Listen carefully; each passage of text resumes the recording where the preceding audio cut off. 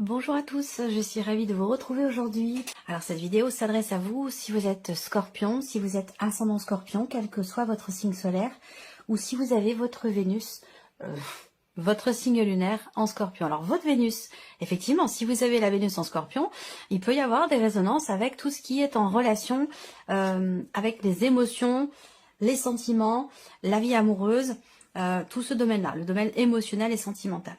Alors, commençons par la tendance. Le monde et le 8 d'épée. Ah, c'est étonnant ça, comme énergie. Le monde et le 8 d'épée. Alors là, ouais, il est question de reprendre le pouvoir. Il est question de se libérer de ses chaînes. Il est question de reprendre sa liberté. L'énergie va vous amener dans ce sens. Dans l'idée, effectivement, de vous sentir libéré, libre, de vous sentir accompli. Là, j'ai l'impression que quelque chose qui vous ralentit aujourd'hui et qui a un rapport bien sûr avec le passé. Là, il est question de reprendre le pouvoir, de reprendre confiance en soi, reprendre le pouvoir, reprendre confiance en soi, retrouver un état d'esprit positif et puis se dire, ben en fait si, je suis capable, je suis capable de, je peux faire ou réaliser ce que je veux mettre en place. C'est vraiment ça. C'est ce que je ressens fortement. Donc on va voir par rapport à... On va voir ce qui se passe. Alors, émotionnel et sentimental. Pour vous les scorpions, le serpent, la tour. Ouais, on rumine, on cogite. Tension, conflit intérieur, conflit émotionnel, conflit personnel par rapport à un passé. Là, il y a quelque chose qui se passe pas forcément très bien ici. Avec le serpent, je pense que c'est en soi par rapport à soi ici. Je vais avoir une autre lecture après. Mais là, au niveau émotionnel et au niveau de la vie sentimentale, avec le serpent, il y a quelque chose qui est compliqué. Je ris parce que l'expression qui m'est venue, c'est on se fait des nœuds au cerveau. Vous voyez, on rumine trop peut-être quelque chose. Eh bien, c'est une forme de déni quelque part, ou quelque chose qui n'est pas accepté. On va venir vous titiller sur ce domaine-là, sur ce point-là. Vous faire travailler sur quelque chose que vous refusez d'accepter ou vous refusez de comprendre peut-être aussi, hein, c'est possible. Dans l'optique toujours de s'accomplir soi ou de se libérer de quelque chose. Et je pense que là, ça a un rapport direct avec effectivement quelque chose qui est investi émotionnellement, c'est un rapport avec votre passé sentimental. Là, on voit que pour certains d'entre vous, il est ou il a été question d'une procédure, d'un divorce, d'une séparation, d'une relation qui s'est pas bien passée ou qui s'est pas bien terminée. Ça a été très compliqué. Peut-être que vous êtes encore dans ces énergies-là et que vous pensez, vous croyez, ce n'est pas forcément une réalité, ne pas être capable de vous défaire de cette énergie, de vous en sortir et de passer à autre chose. Pour moi, c'est une perception. Hein. C'est une perception, c'est pas une réalité. Donc là, voilà, c'est compliqué. On réfléchit, on a du mal quand même ici à prendre de la hauteur, à prendre du recul par rapport à une situation qui crée un conflit intérieur, un conflit personnel, une dualité, une contradiction, ça peut être tout ça ici. Hein. Le serpent, c'est aussi, c'est l'énergie quelque part, le serpent de la malhonnêteté, mais la malhonnêteté vient pas toujours de l'extérieur. On peut aussi ne pas forcément toujours être au clair avec soi-même, être honnête avec soi-même, et c'est pour ça qu'on a peut-être ici quelque chose qui va venir vous faire travailler sur une forme de déni ici, dans quelque chose qui est vécu ou dans quelque chose qui est ressenti. Donc c'est pas tant forcément tout négatif, tout positif, c'est juste que là, c'est un mois où il y a vraiment effectivement quelque chose qui est travaillé, où on voit qu'il y a une difficulté ici. Ça peut être une solitude là. L'autre lecture que je peux avoir, c'est qu'avec la tour, on va parler de célibat ou on va parler de solitude. Et ça, on voit que là, c'est quelque chose qui n'est pas forcément très très bien vécu ici. Est-ce qu'il n'y a pas l'idée de se dire ici, bah finalement, je veux pas rester seule. Je veux pas être seule. Et je préfère être dans une relation qui peut être basée uniquement sur le charnel, uniquement sur sur ce côté-là, sans pour autant que ce soit constructif. C'est pas grave, je m'en fiche, je préfère ça plutôt que d'être tout seul ou toute seule. Et j'ai l'impression que c'est quelque chose de cet ordre-là ici, pour certains ou certaines d'entre vous. On regarde avec le tarot. Le 2 de bâton. Là, on voit qu'il y a une complication, une complexité, quelque chose qui vous contrarie, qui est compliqué à vivre ou à gérer et qui vous empêche quelque part, dans une certaine mesure, de vous projeter. de vous projeter dans un après, de vous projeter dans autre chose, de vous projeter tout court. J'ai l'impression que vous êtes plus tourné vers le passé finalement que vers l'avenir, ou simplement à vous concentrer sur ce qui se passe en vous, ou actuellement, ou ce qui se passe dans votre vie, que ce soit émotionnel, dans les ressentis, ou que ce soit vraiment dans ce qui est vécu sur la vie sentimentale. Le 2 de bâton, c'est aussi l'idée d'être dans l'attente ici. Avec le 2 de bâton, en général, on attend. Ça peut être aussi quelque part une forme de passivité ici. On attend, mais il y a quand même des décisions à prendre. Il est temps d'entrer en action, de prendre des décisions par rapport à ce qui vous blesse, qui vous contrarie, par rapport à quelque chose ou quelqu'un qui vous a déçu. Avec le 2 de bâton, en général, c'est qu'il est temps de penser à l'action. Il est temps d'agir. C'est plus le moment trop de la réflexion, mais plutôt c'est le moment de l'action, c'est le moment de prendre des décisions pour prendre une nouvelle direction, pour quelque chose de nouveau, et d'entrer véritablement en action. Le 3 de coupe, bon, bah il y a quand même ici des festivités, il y a quand même des choses qui sont fêtées, il y a quand même ici un entourage qui est présent avec le 3 de coupe, hein. Ça peut être les amis, ça peut être la famille, ça peut être, voilà. Il y a quand même ici peut-être une date importante, un événement important, il y a quelque chose ici qui est fêté. Il y a quand même une certaine légèreté, et peut-être trop, j'allais dire. Peut-être que c'est ça aussi, hein, pour certains ou certaines d'entre vous, où on est dans la légèreté pour ne pas être seul, pour ne pas se sentir seul. Donc ça, c'est quelque chose, je pense, qui va être effectivement réfléchi, travaillé, remis en question. Même si à certains moments, on n'a pas envie d'y penser à tout ça. On a simplement envie de s'amuser, de prendre du bon temps, sans se poser de questions, sans planifier. Sauf que là, il y a quand même quelque chose qui va vous amener à vous poser des questions par rapport à ça. Parce que finalement, cette situation ici, j'ai l'impression que c'est quand même quelque chose qui n'est pas forcément choisi, voulu, véritablement. Ou en tout cas, épanouissant. Et on a le 9 de bâton, effectivement, là, voyez, il y a des choses à faire, il y a des actions à entreprendre pour sortir de ce cycle, de ce cercle infernal, de cette énergie, de cette situation ici. Il y a des actions à entreprendre pour se sentir bien et pour se sentir mieux. Parce qu'on voit qu'ici, dans un conflit intérieur personnel ou dans le fait d'être simplement axé sur le côté charnel d'une relation, pour ne pas être seul, eh bien ici, avec le 9 de bâton, bah, on voit que ça puise quand même dans vos énergies. Là, je sais pas, j'ai comme l'impression ce que je ressens, c'est quelqu'un qui se donne à 200%, ou même à 100%, ou même à 50%. Après tout, c'est pas trop l'intensité avec laquelle on se donne, mais j'ai l'impression que là, je sens de l'énergie qui est gaspillée quelque part, un petit peu, quelque chose comme ça.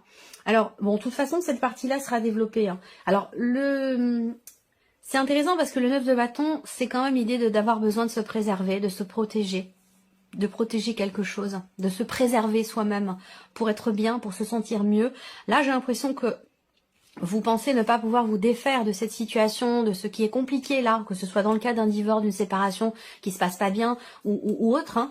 J'ai l'impression qu'il est quand même question pour vous de poser des limites quelque part, de poser des barrières, de poser des limites pour vous préserver, pour prendre soin de vous, pour ne pas... Il y a quelque chose qui est très énergivore ici, je trouve, dans ce tirage pour vous, au niveau émotionnel, au niveau de la vie sentimentale. Je ne sais pas si c'est vous qui cramez votre énergie comme ça gratuitement, ou si c'est un environnement, une difficulté, une pénibilité dans ce qui est vécu, dans ce qui est traversé, qui pompe toute votre énergie. Voilà, donc bon, le 3 de coupe, c'est quand même l'idée aussi. Là, c'est intéressant, parce que se préserver d'une situation conflictuelle, se préserver, se protéger aussi quelque part...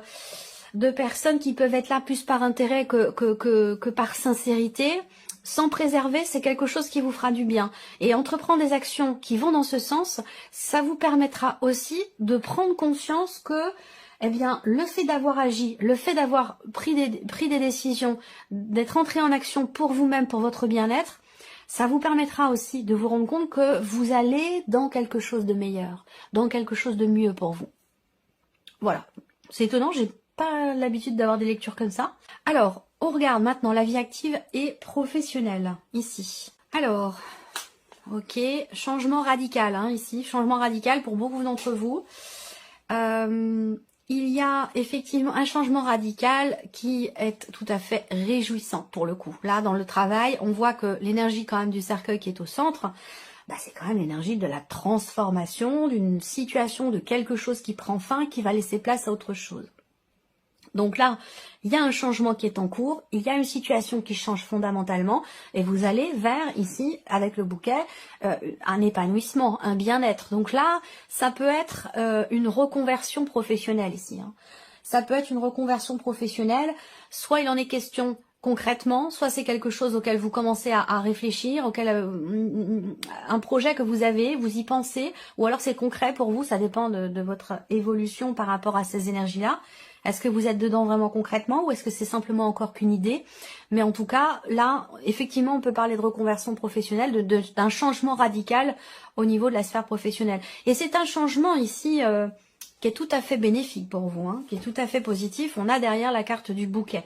On n'a pas le mont, on n'a pas les souris, on n'a pas le fouet, on n'a pas de cartes qui peuvent indiquer que ici il y a un changement qui est peut-être risqué ou en tout cas qui n'est pas forcément positif. Même si dans la lecture du Lenormand, le fouet, la cigogne ici, avec le cercueil, ça peut représenter un changement négatif. Mais pour moi, ce n'est pas le cas puisqu'on a le bouquet à côté. Donc pour moi, j'ai un changement qui est positif, un changement qui peut être surprenant, une reconversion, comme je vous l'ai dit, une reconversion professionnelle. Mais pour moi, voilà, c'est ce bouquet hein, qui est important. C'est ce bouquet qui est important qui m'indique bien que ce changement n'est pas négatif. Bien au contraire. Il est bénéfique, il est positif pour vous. Donc il y a quelque chose, il y a une situation qui s'améliore. Il y a une évolution, une progression, un changement qui permet l'amélioration de quelque chose de particulier dans votre sphère professionnelle. Alors, on continue. Alors, avec le tarot, ben oui, le 10 de bâton.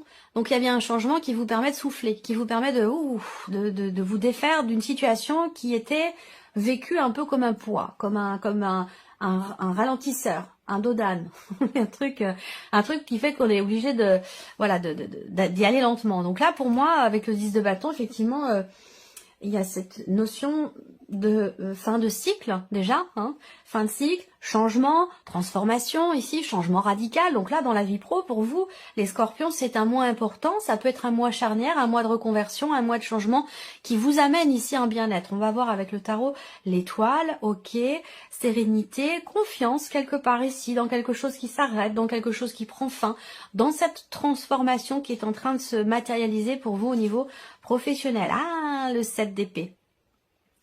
Ok, 7 d'épée, 8 d'épée, je pense que c'est un rapport avec l'idée de reprendre sa liberté, comme je vous l'ai dit, de reprendre les choses en main, prendre sa vie en main, croire en soi, avoir confiance en soi dans quelque chose qui est en train de changer. Et il y a quand même ici l'énergie de l'étoile, mais accompagné ici du 7 d'épée, il peut y avoir à certains moments une fragilité dans cette notion de confiance. Confiance en l'avenir ou confiance en soi, dans ce que l'on est en train d'entreprendre par rapport à des projets.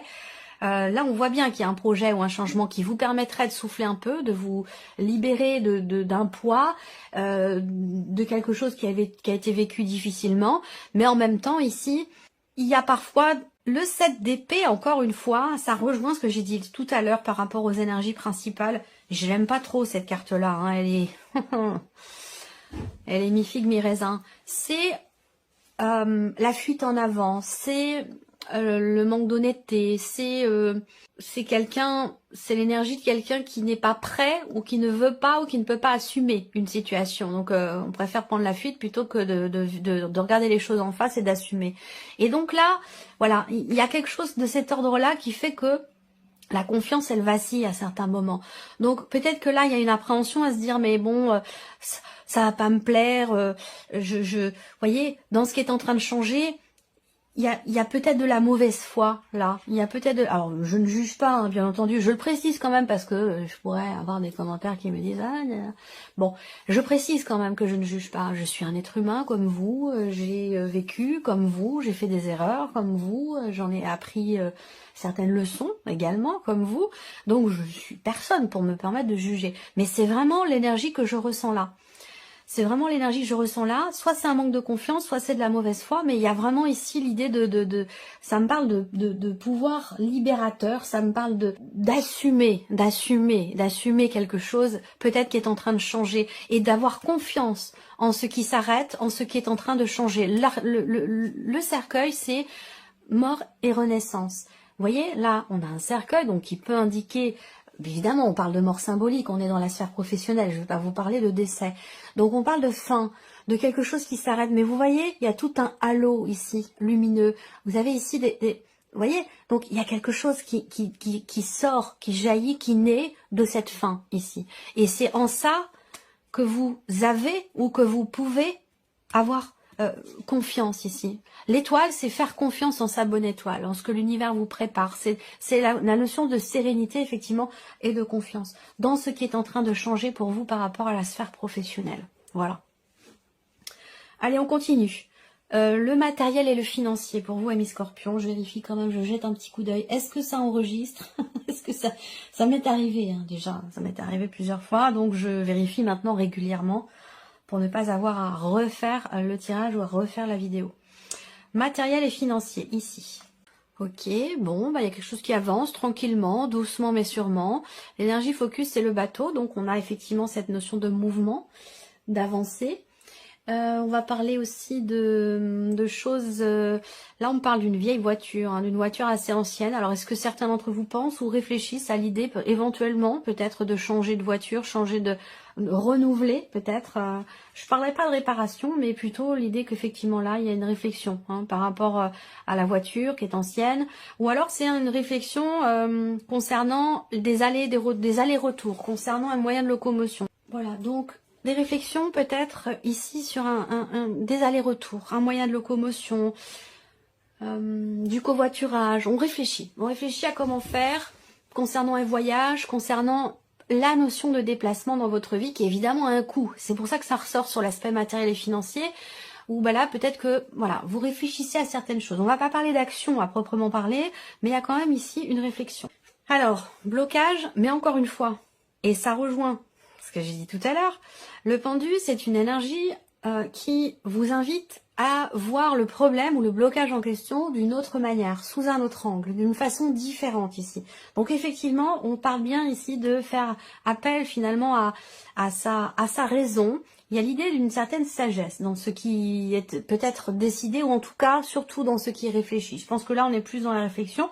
Avant l'action, même si on a quand même ici le roi de bâton, donc là ben on prend les choses en main quand même. Hein. Je pense qu'il y a dans un premier temps, par rapport aux finances, par rapport à l'aspect matériel de votre vie, pour des déplacements, des voyages, un voyage, ou concernant votre moyen de locomotion, une voiture, je pense que là, avec le pendu, eh bien vous allez aller chercher en vous les réponses à vos questions. Vous allez vous dire, bon, alors je vais regarder la situation. Bon, certes, là, peut-être que ma voiture, elle est, je ne sais pas, elle est en panne, j'ai pas forcément les moyens de la réparer, elle est ancienne, est-ce que ça vaut le coup? Ce genre de questionnement, vous voyez.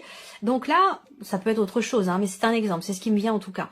Et donc avec le pendu, ici, je pense qu'il y a cette idée de regarder la situation, le problème sous un autre angle, et vous allez par la même occasion, avoir des réponses différentes.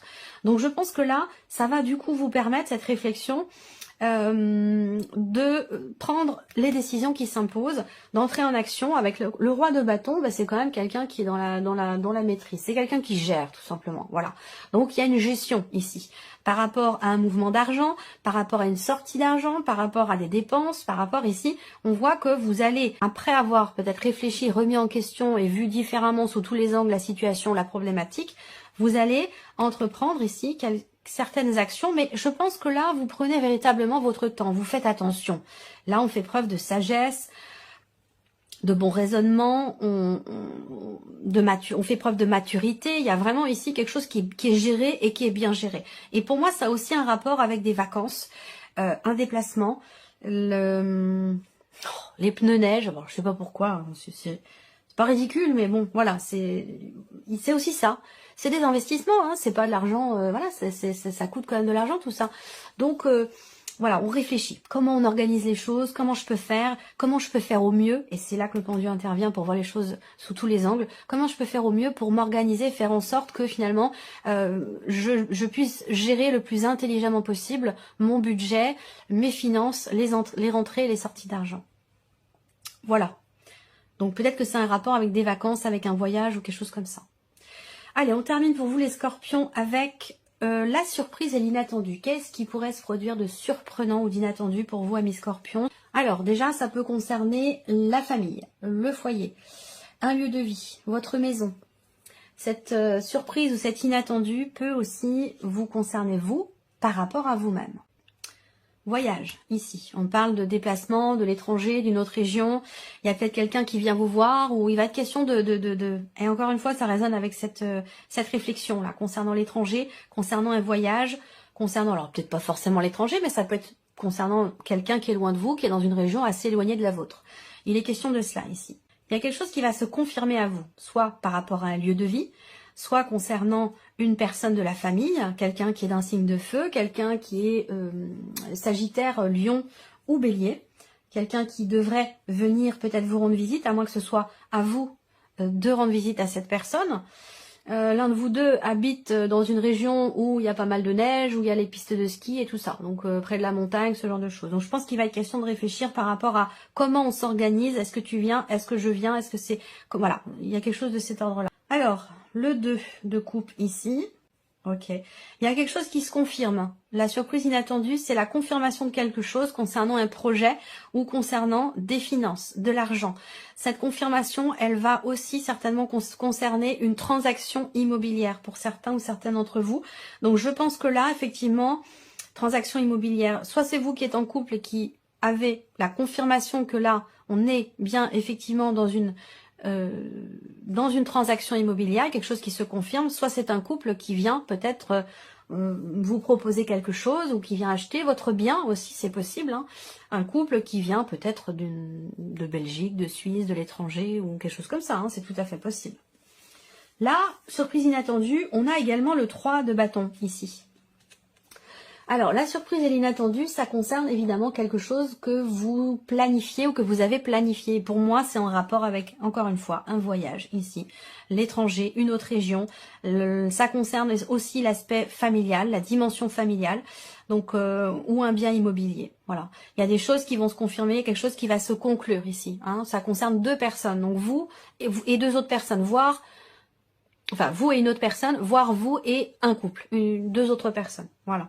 Mais pour moi, il y a des confirmations. Il y a une notion de stabilité ou de confirmation de quelque chose à ce sujet. Voilà pour vous, les scorpions. J'espère que cette vidéo vous a plu. J'espère que ce tirage résonne en vous. Merci à vous, merci de votre présence, de votre fidélité. Et puis, je vous dis à très bientôt pour les prochaines vidéos.